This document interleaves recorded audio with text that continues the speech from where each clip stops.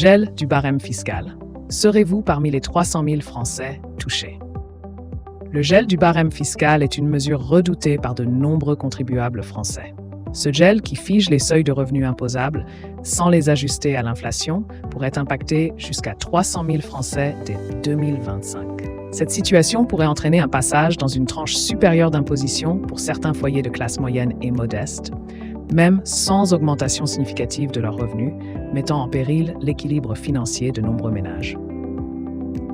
Pourquoi un gel du barème fiscal? Le gel du barème de l'impôt sur le revenu est envisagé pour combler une partie du déficit public. En effet, cette mesure permettrait à l'État de récupérer environ 4 milliards d'euros en recettes fiscales supplémentaires, tout en évitant de créer une nouvelle taxe ou d'augmenter directement l'impôt sur les revenus. Le barème fiscal est normalement revalorisé chaque année en fonction de l'inflation pour éviter que les augmentations salariales ne pénalisent les contribuables. Mais en période de gel, cette révision n'a pas lieu, augmentant mécaniquement la charge fiscale pour beaucoup. Qui sera touché par cette mesure?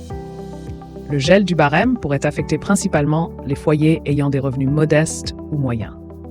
Selon les prévisions, environ 300 000 Français, qu'ils soient actifs ou retraités, se retrouveraient dans une tranche d'imposition supérieure sans que leur revenu ait réellement augmenté.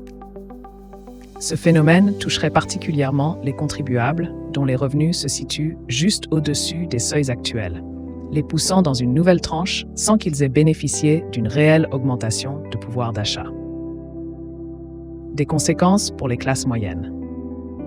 Contrairement aux plus hauts revenus qui ont déjà atteint les tranches maximales de l'imposition, ce sont les classes moyennes qui risquent de souffrir le plus du gel du barème.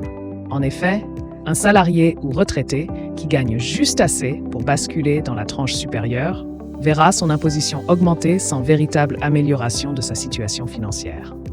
Cette mesure pourrait aggraver le sentiment d'injustice fiscale chez de nombreux Français, déjà confrontés à des augmentations du coût de la vie et à des pressions financières croissantes.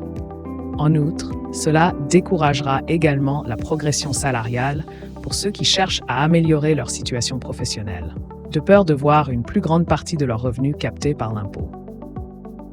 Comment éviter de basculer dans une nouvelle tranche? Face à cette perspective, il est recommandé d'anticiper en réévaluant sa situation fiscale.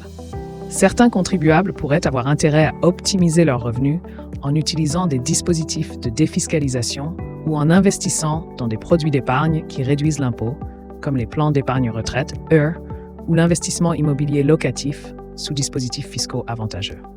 Il est également conseillé de consulter un conseiller fiscal pour évaluer les impacts potentiels du gel et trouver des solutions adaptées à son cas personnel.